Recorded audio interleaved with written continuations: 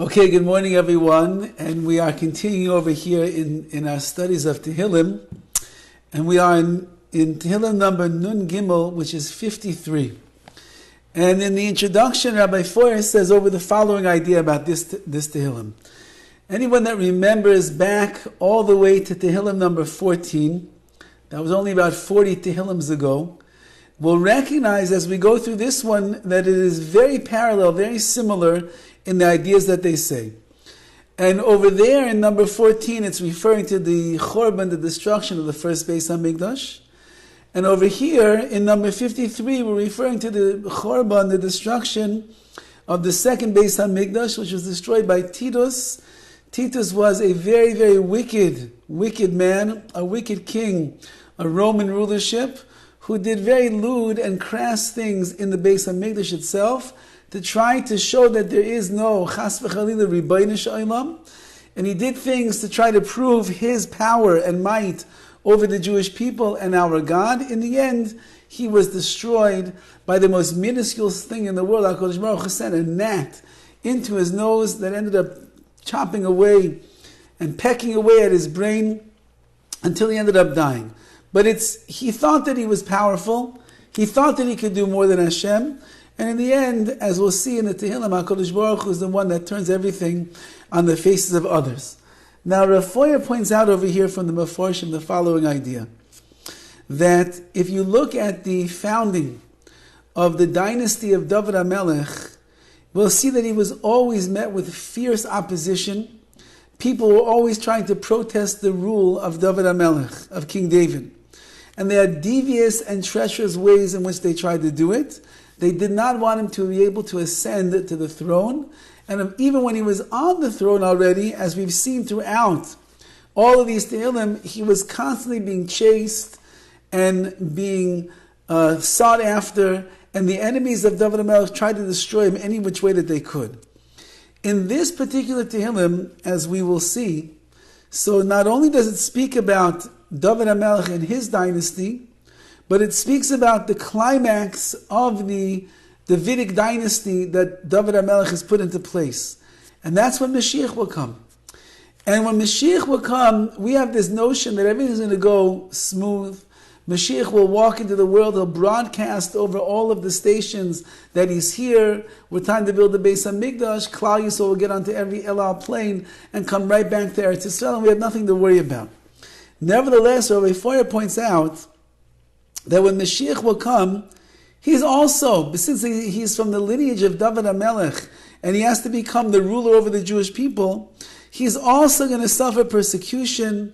There'll be skeptics, there will be scoffers that will put him down, and they will refuse to recognize the sovereignty of Mashiach, and they're going to scheme to assassinate and to destroy him and his monarchy, which is a wondrous, fascinating idea, that even in Yemais HaMashiach, when Mashiach will come, which we all look to be the perfect time in our history, it's also going to be wrought with difficulties and challenges. Remember, not everybody, let's think back to Yetzias Mitzrayim.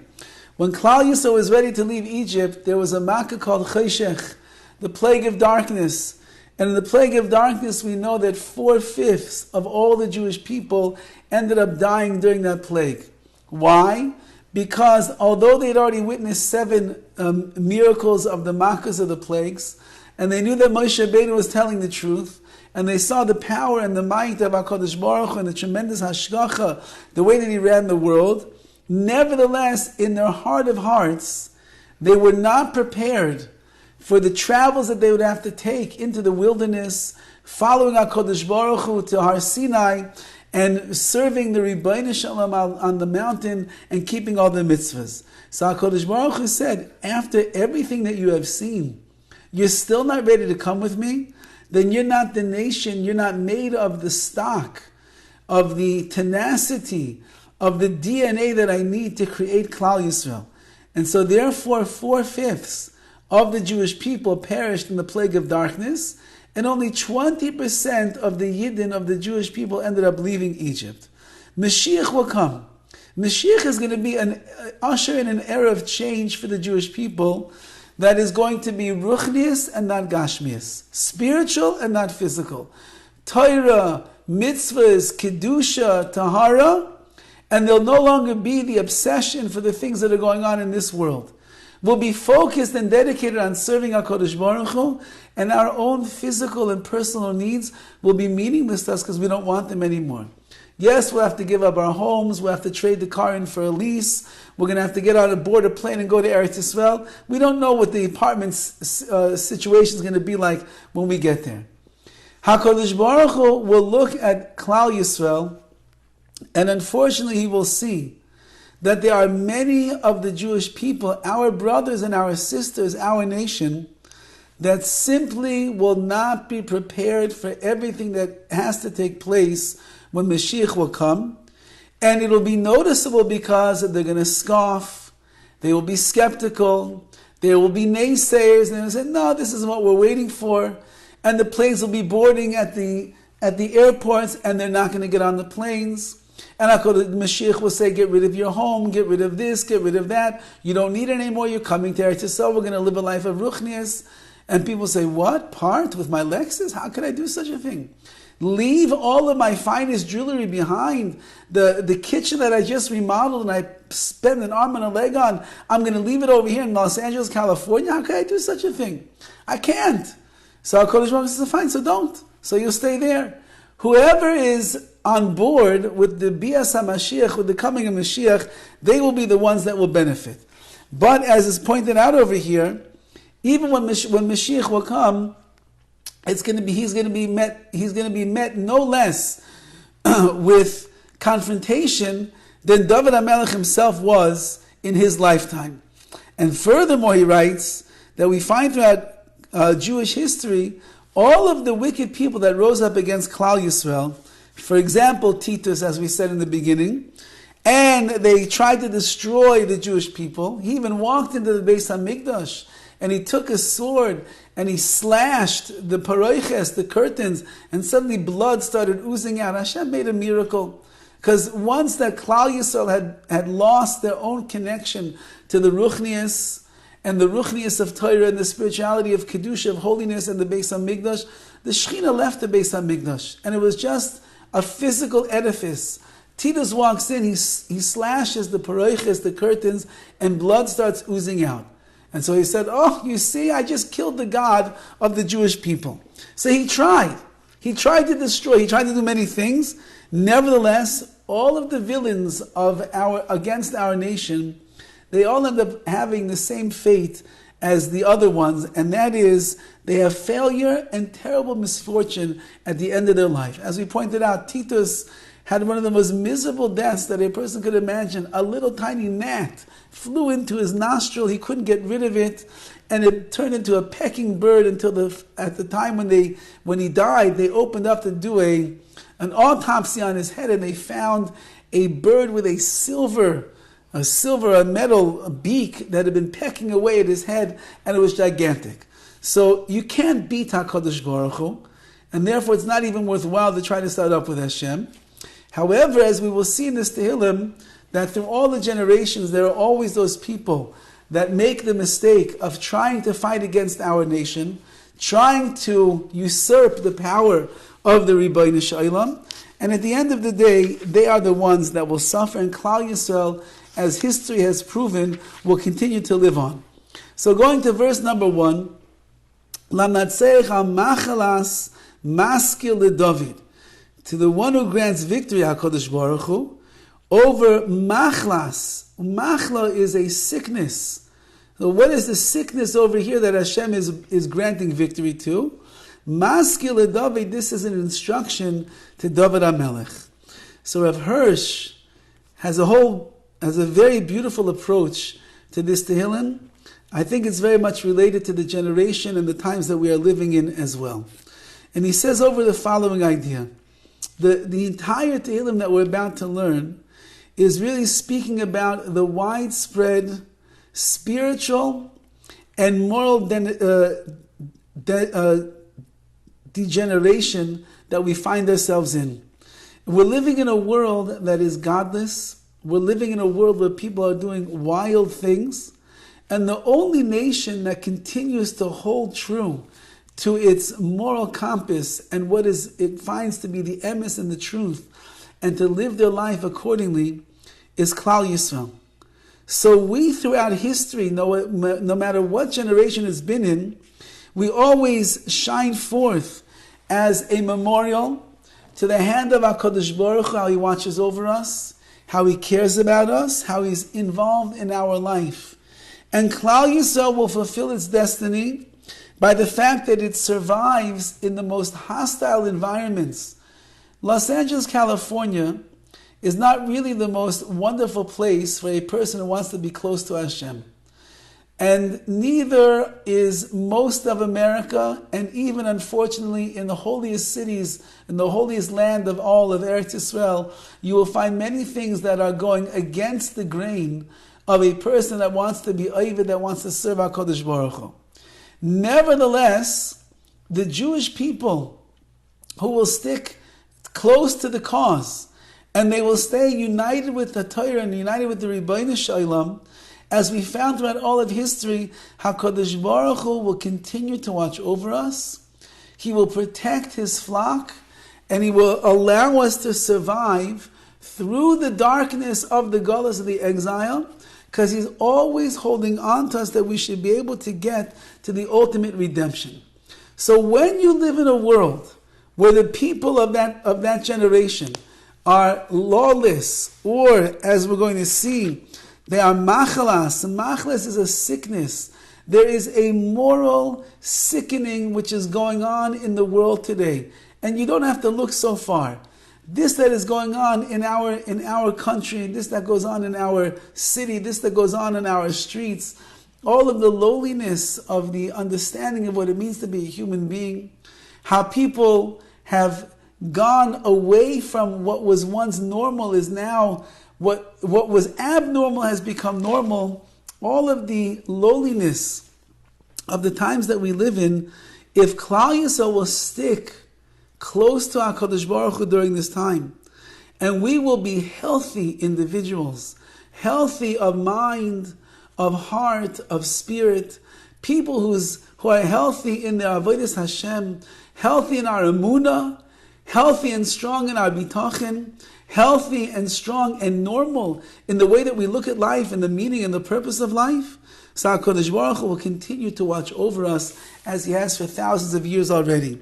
And he points out that in this particular Tehillim, every time that HaKadosh Baruch Hu's name is mentioned, it's always as Elokim. Elokim is the God of justice. Hashem Yud Kei Vav Kei is the God of mercy. That's the essence of His mercy. Elokim is always the personification of Hashem's justice. Now, what is the pshat over here that we're dealing with? The coming of Mashiach, and we're talking about the justice and the judgment of Hashem. So he says beautifully that Chazal teach us, there's a verse in Yeshaya, and Yeshaya says, Ani Hashem ba'ata, I am Hashem right now, or achishena, or I will hasten, I will rush things. And Chazal learned that this verse over here is speaking about the two ways in which Hashem will eventually send Mashiach to Klal Yisrael. And that is, as the Gemara says, Lo yizachu ba'ata. If we're not worthy of it, which means we didn't raise ourselves up to the level that we should be, immorality and fulfilling the mitzvahs and following HaKadosh Baruch Hu, it's just that we keep sinking deeper and deeper and deeper into the pit of the society that's around us. So then, ba'ata, HaKadosh Baruch has a time that He has affixed when Mashiach will come, and the redemption will come accordingly. However, if zachu, if on our own merits and our own deeds, and the hard work that we put into avodas Hashem, and keeping Torah and mitzvahs and the like, we will find favor in the eyes of Hashem, then Achishena HaKadosh Baruch Hu is going to hasten the coming of the Mashiach. Says Rav Hirsch, which one is the midah of Rachmanis, is the trait of mercy, and which way in the coming of Mashiach is the midah of din, of justice? And he says that if Klal Yisrael is not worthy, we sink to a low level of ruchnius, of spirituality, And we're struggling as a nation to withhold our Am Segula or the Mamleches Kohanim, that we are the priestly nation. So HaKadosh Baruch Hu says, what am I supposed to do with them? They're straying, they're getting weaker and weaker and weaker. Says HaKadosh Baruch Hu, in my Rachmanis, even though they don't deserve it, I'm still going to bring the Mashiach. I'm not going to bring it quickly. I'm not going to hasten the time that it will come. Nevertheless, though, I'm not going to leave them to be destroyed forever. So therefore, I will find a time, the Ba'ata, the time that is fixed for Mashiach to come, and I will redeem them through the Midah, through the advent of the mercy that Hashem has for them. However, in a world of Elokim, of the Midas Hadin, where HaKadosh Baruch Hu does judgment, and He's watching and He's judging and He's looking over Klal Yisrael, Im Zachu, if He sees that we are striving and we are growing and we are climbing and we are doing what HaKadosh Baruch Hu wants, then the midah of justice, of making a decision, HaKadosh Baruch Hu says, because that you have followed me and you have done what is right in my eyes, therefore, Achishenu, I'm going to hasten the coming of Mashiach. So our deeds and our actions and our adherence to what HaKadosh Baruch Hu wants brings about a positive and a favorable judgment from Hashem, and therefore the liberation and the redemption of Klal Yisrael, Mashiach coming, will actually come earlier than HaKadosh Baruch Hu already set up in His divine mercy that He has for Klal Yisrael.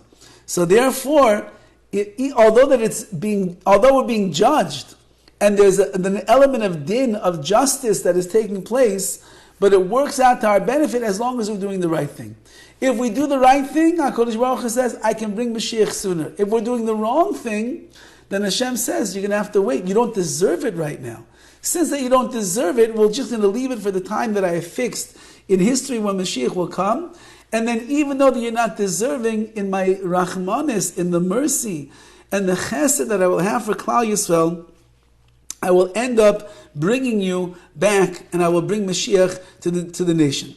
And that's why He's saying over here that when you live in a nation, when you live in a generation where there's machlas, there is a sickening of the men and all of human affairs, and it's widespread infirmity, as Rav Hirsch calls it, so then we have to understand HaKadosh Baruch Hu is watching, and He's looking at Klal Yisrael to see what's going to happen. Will we be infected with the spiritual diseases and maladies of the world around us, or will we protect ourselves?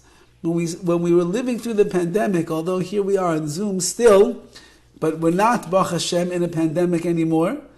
When we were living in the pandemic, so every doctor and every health expert and naturalist and you name it, everybody had their arsenal of vitamins and minerals and pills that a person should be taking to keep themselves healthy and protected. And because we knew that there was germs, there was disease, there was a terrible virus that was killing hundreds of thousands of people. So we protected ourselves. For a while we quarantined at home. And after that we made sure that we were taking our vitamin D and our vitamin C and our zinc and the like. And we made sure that we got the rest that we needed. We were eating healthy foods. Why? Because we wanted to build up the immune system to try to do our hishtadlus the best that we could, that if in fact we would be confronted by the terrible virus of corona, it would not get us. And even if it would get us, the reaction that we would have would be as minimal as possible. HaKadosh Baruch Hu says, you live in a world where there are spiritual viruses that are flying around everywhere you turn. The question is, are you bolstering your spiritual immune system so that you should be protected from falling prey to the sickness of this world? Does a person learn enough Torah? Does a person daven enough to Hashem? Does a person surround themselves with the right peer influence in their life to make sure that their friends are also growing and striving and moving in the right direction? Does a person limit his exposure to the negative sources that are here in this world to try to make sure that it doesn't penetrate and it doesn't be mashpia, it doesn't have an unfortunate influence on who they are? Says HaKadosh Baruch Hu, you're living in a generation of machlas, of spiritual infirmity. But we have to be strong. Klal Yisrael has to be strong, and we have to be vibrant, and we have to be healthy in that which we are doing. And the way that we perform that is by adhering to the Ratzon Hashem, to HaKadosh Baruch Hu's will, by making sure that our moral compass is very, very solid and strong and pointing in the right direction, and that the nisyonos hachayim, the challenges of life that each and every one of us is going through on a regular basis, that we are persevering with our bechira, our free will, to make the decisions that are going to be matzachein be'enei Hashem, will find favor in the eyes of Hashem, and it will strengthen our fortitude. It'll make it easier to make the right decisions again and again and again, and we will remain spiritually healthy, not deterred by the viruses of the world that are looming around us on all sides and all forms. And even though that we will see other brethren from our nation that unfortunately are being afflicted and infected by the spiritual viruses of impurity that the world is offering them, we will remain strong and healthy and focused, and we will continue to push ourselves in the direction that HaKadosh Baruch Hu wants. So Amar Novel Beliboy, the Novel, who is like a withered man, he says in his heart, Ein Elokim hishchiso v'his evil. There is no God, he says, and they live in moral corruption, and they're involved in violence, and it's an abomination to Hashem. Avel ein oisei toiv. They just do sin, and there's no longer anyone who is doing good in this world. Says Rav Hirsch, the people of the generation have gotten so low that they corrupted their actions, and not only did they corrupt their actions and do violence, but they made the decree nature, and extended their violence into an abomination. It got so low, what's going on, says Rav Hirsch, that the violence and the lowliness of their lives has become a ta'eva, become an abomination in the eyes of Hashem. Which means that when you're living in a time where the human corruption is so bad, HaKadosh Baruch Hu says, not only have you lowered yourself, but you have made yourself into an abominable thing as a result of what you're doing. Again, I don't want to get so much into politics, nor do I want to get into all of the hot topics that are in the news and that people are speaking about. But we live in a world right now where people don't know if they're he or a she. If you offend a mother of a newborn child in the hospital to ask what you're going to call your daughter, and she says, "Excuse me," it will decide what it wants to be when it gets older. We've lived in a world where it's becoming abominable to be a human being. Klal Yisrael cannot be sidetracked by that which is going on around us. We cannot be nimshach, we cannot be drawn after the insanity of the world that we are living in. On the other hand, a Jew has to make sure that they stay firm. Their belief, they know HaKadosh Baruch Hu created the world. There's an Adam and there's a Chava. There is a man and there is a woman. That's the way that it works. There is life that is created between the two of them. That is the way that it works. There is a Jew and there is a non-Jew in this world. That is the way that it works. And when a person begins to keep clear what we are doing, so then we rise up above the generation and we find tremendous favor.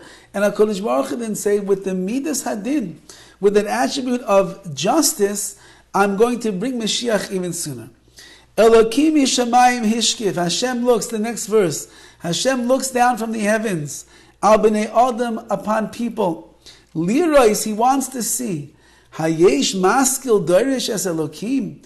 Is there a maskil, is there a wise man who is searching for Elokim, searching for Hashem. Says Rav Gamliel Rabinovich, a beautiful idea over here. What does it mean that Hashem is looking for a maskil? Maskil means an enlightened individual.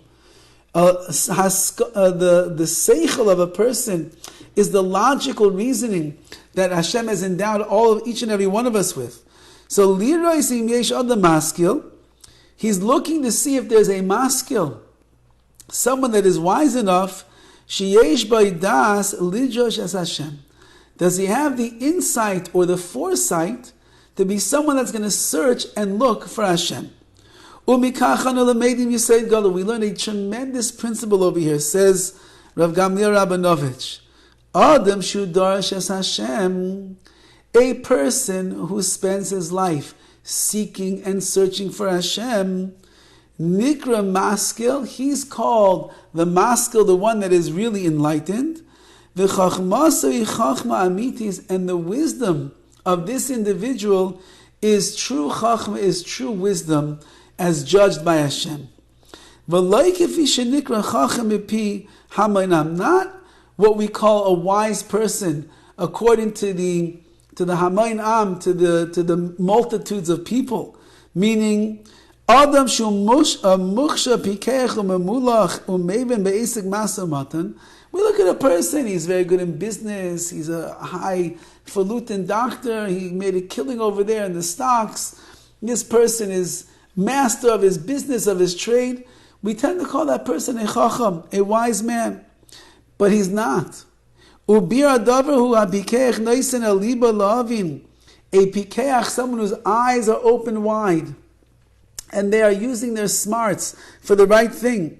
They understand ki ikar tachlis biyasa la'olam. The main reason that we came into this world is b'chidei shiyasek ba'torah b'avodas Hashem. We came into the world to be engaged in Torah and avodas Hashem and to serve HaKadosh Baruch Hu. V'alkein, and therefore, kol isku b'torah b'avodas Hashem. His whole life is ruchni, is spirituality. He tries to utilize the majority of his time in this world to serve HaKadosh Baruch Hu. On the other hand, a foolish person, he doesn't really think about what's the purpose of life. Why did I come to this world? Therefore, he's grabbed by the emptiness of this world. He passes his time with emptiness and foolishness. Such a person is really a fool. He's not a person that is a chacham. Says Rav Gamliel that the pasuk is telling us over here, when Hashem is looking for wise people in the world and in the generation, even though he's looking through all of the darkness, he's looking through all the immorality, he's looking through all the impurity that's going on, he's looking for a maskil, someone that is enlightened, someone that is bright and smart. Who does he look for? What qualifies a person? It's the one that is doireish Hashem. It's the one that is searching for HaKadosh Baruch Hu. Just the searching itself, because you show that you understand what life is all about, that already makes you into a maskil, to a wise man or a wise woman in the eyes of HaKadosh Baruch Hu. If a person sits back passively and just does whatever they do, but they're not doirish Elokim, they're not seeking out HaKadosh Baruch Hu, looking for more ways to have Hashem in their life, then you're a fool. Then the person is a foolish person. But if a person is a darish es Elokim, they spend their days and their time seeking out HaKadosh Baruch Hu in life, looking for Hashem in their everyday actions and the events that are taking place, and they're trying to find more ways to learn, more ways to daven, more ways to do mitzvahs, to be involved with chesed, so on and so forth. Even just the drisha, the looking and the seeking and the searching, that already makes you a maskil, makes you somebody that's very praiseworthy in the eyes of Hashem. And that's what we're trying to communicate over here in this Tehillim, that there are many people in the world that are trying to deny HaKadosh Baruch Hu and His existence and how He created the world. There are many enemies that Klal Yisrael have. Just look at the news. There's enemies all around us. There's such hatred and anti-Semitism and violence going on. And every little thing that the Jewish people do is being criticized in the eyes of the entire world. It's getting dangerous out there, Rahman al-Islam. So, but those are fools, because they deny that HaKadosh Baruch Hu is running the world, and they deny who HaKadosh Baruch Hu really is and what he wants. Mashenkin, on the other hand, is Klal Yisrael. And Klal Yisrael could get stuck in inertia and just do what it always does and be influenced by that which is going on around them. Or Klal Yisrael could be Dorashei Hashem. We could be those people that are seeking and looking for HaKadosh Baruch Hu in this world and figuring out what is it he wants from us. The Drisha alone, the looking and the seeking itself, puts us in a different category. And that's the life of a Jew. The life of a Jew is someone that is always working, always growing, always trying to find something else that they can be involved in. Maisa, I'm sure that I told it over the years, that I forget one of the Gedolei Yisrael from maybe 100 or so years ago. He was very sick and he was on his deathbed. And the doctors told the family, you have to watch over your father like a hawk. He cannot use an extra ounce of his energy, because if he does, he's gonna take away his life. So please watch over him, let him rest, let him be careful. Don't work him too hard, and don't let him do anything.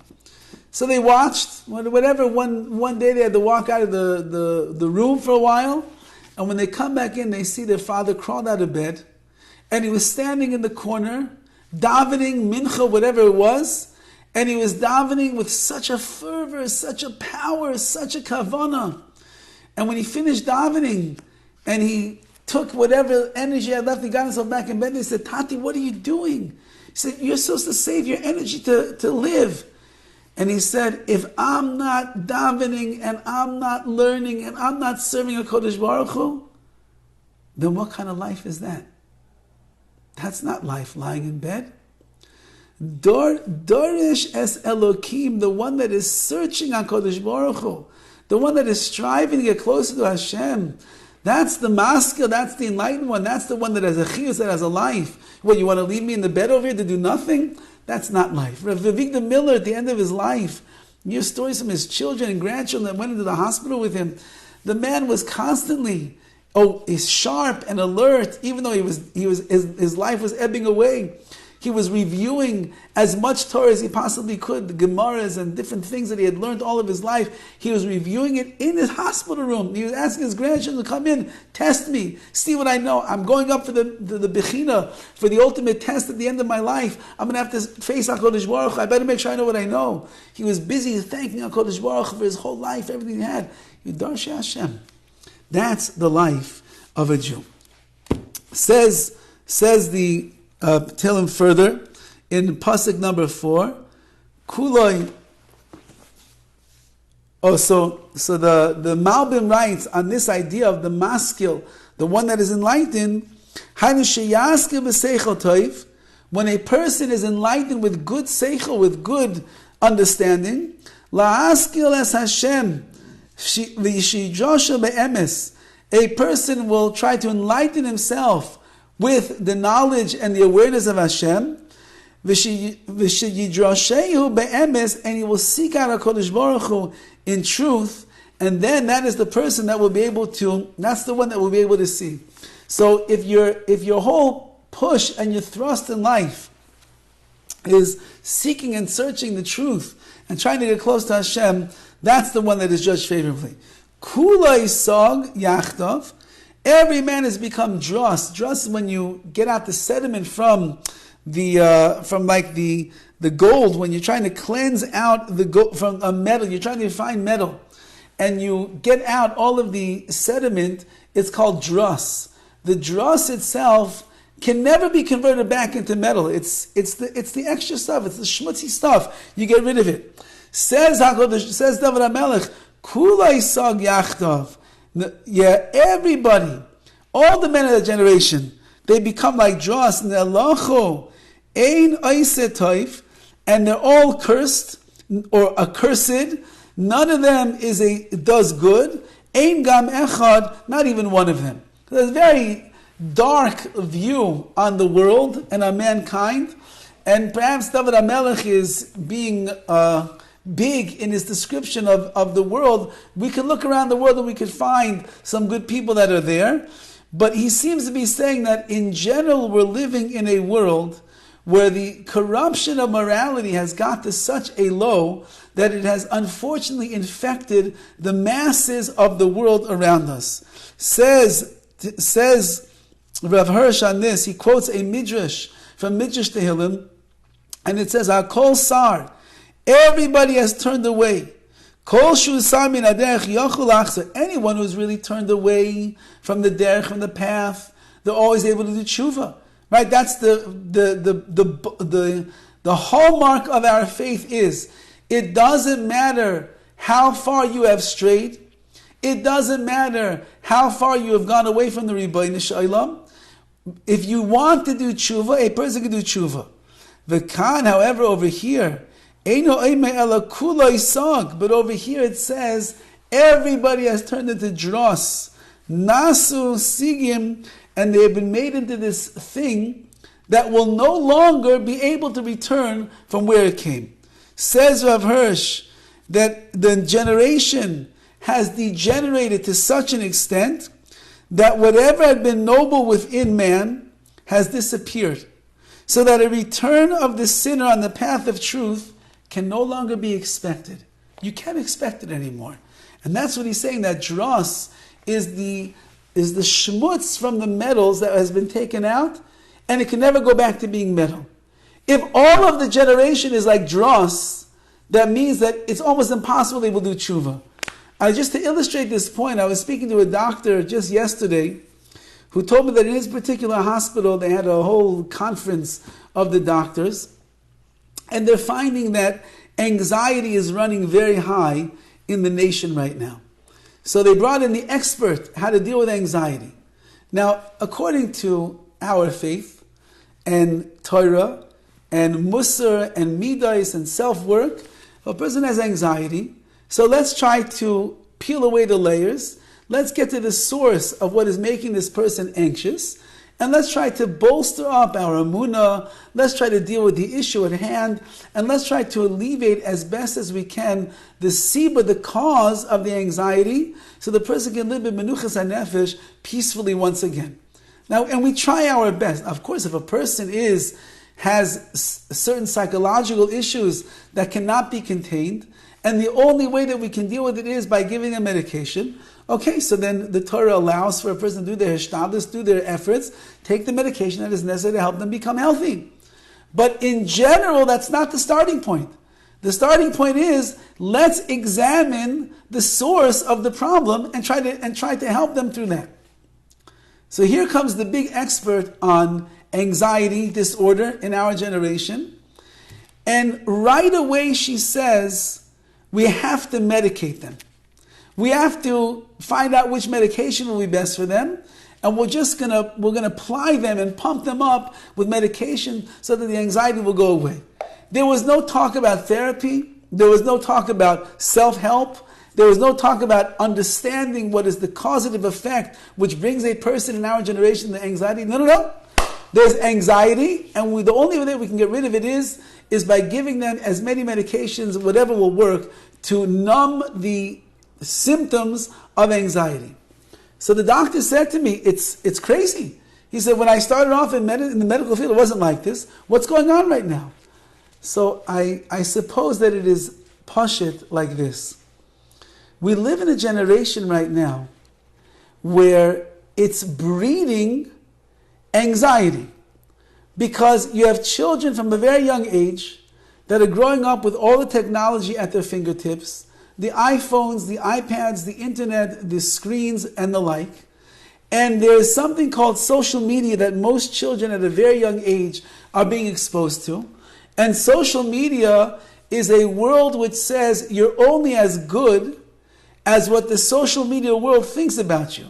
You're only as valuable as many thumbs up and as likes as you receive, or as many followers that you have on Instagram, or as many friends as you can put into your repertoire on Facebook.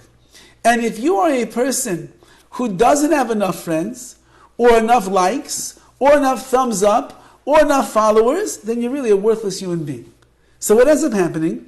So the majority of the people in the world that are growing up like this today, they spend an enormous amount of their day working on procuring their image in the eyes of all of these meaningless people, half of them that they will never see in their own maybe more than half they'll ever see. And if they accomplish, so then they can feel good about themselves. If they have a day where it's off and they don't feel so accomplished, then they don't feel very good about themselves. So we have a generation that's being raised to go into a world where anxiety is the natural, because it's impossible that you're ever going to be satisfied or at ease or at peace with all of the things that are coming at a person all of the time. So therefore, says the health expert on anxiety, there's no way to solve the problem. Facebook is here to stay. Instagram is not going anywhere. If anything, it's only getting worse and it's getting more rampant. Status and TikTok videos are becoming more professional and more accessible every single moment by different ages, even getting younger and younger and younger. So what do you want with these kids? There is no way that one of these children is going to be able to be saved from living a life of anxiety. So the only thing we do is to medicate the problem. The problem of communication, the problem of the world of this social media, that's here to stay. And just like I said, it's just blowing out of control right now. So let's just medicate them, and that's the way it'll be. Says the Midrash over here. When you get to a point in history where people have gone off the pathway of humanity so much, so you cannot expect that there's going to be tshuva. American population right now, the divide between Republicans, Democrats in the political world, the hatred, the animosity, the dissension that is there is so bad, it's never going to get fixed. Impossible. It's an impossibility. Says the Midrash, when it gets to that point of impossibility, don't expect that anything's going to change. The only ones that can change are us. If we recognize and we see what's going on, and we realize what HaKadosh Baruch Hu wants of us, what we need to accomplish, we have to be these Darshei Hashem, the ones that are searching for HaKadosh Baruch Hu, trying to change our hearts and our minds and keep ourselves in line with Avodas Hashem. And that way, then we are redeeming, and therefore HaKadosh Baruch Hu can bring Mashiach. But if not, and we get infected with the diseases of the generation, the communication, the social media, the impurities, and the like, so then we're falling into the trap of everybody else around us. Haloi, yadu paile oven. Don't those that do violence, eichle ami, they're trying to devour our nation. Achlu lechem elokim lekarou. They're like trying to eat up Klal Yisrael like they eat up bread. So, will they come to know HaKadosh Baruch Hu eventually? Will they ever come to know Hashem? Says Rav Hirsch that Hashem's rule of justice is being portrayed in these verses over here. Because HaKadosh Baruch Hu is not visible to the human eye all of the time. And therefore, the enemies of Klal Yisrael, they think they can rise up against us, and they can destroy us, they can beat us up on the streets, they can post lies about us on the web, they can say that we are the ones who came along and we destroyed the funeral of this Arab journalist. We were the ones, the police went out of their way to make a desecration over there. Or that's what they will say, and they think they're going to get away with such things. Says Rav Hirsch, but don't they ever look at history? Don't they ever realize that there are plenty of Poilei Oven, there are plenty of sinners who rose up against Klal Yisrael, trying to destroy us and undermine our sanctity as a nation, and they defied HaKadosh Baruch Hu, but in the end, Achlei Ami Achlu Lechem, in the end they experienced the judgment of HaKadosh Baruch Hu, and that was that they were destroyed by Hashem. So whoever rule of justice, meaning that they laid out their evil plans to destroy the nation, however, HaKadosh Baruch Hu eventually is the one that destroyed them. So says Rav Hirsch, the way he's understanding Dovid HaMelech, if any of the enemies of the Jewish people would just take a look down memory lane of history, they would see that it never pays to fight against Klal Yisrael and Hashem. Parai was destroyed. Hitler Yamach Shemo was destroyed. Titus was destroyed. Sisera was destroyed. Haman HaRasha was destroyed. Every single nation that rose up against the Jewish people was destroyed. Because you can't fight against Hashem. And when the Jewish people band together, and when we become the maskilim, the enlightened people that are seeking HaKadosh Baruch Hu and trying our best to serve Hashem, so then we become invincible once again. So if an enemy would merely look at history, they would see that it's impossible that they'll ever be able to overcome us.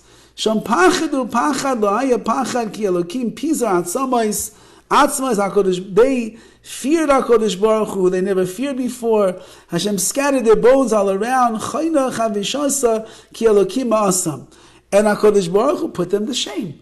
Which means just look at history and you will see HaKadosh Baruch Hu destroyed every one of the nations that ever rose up against us. They're gone. The Romans are gone. The Greeks are gone. The Germans, they are relatively gone. Their power.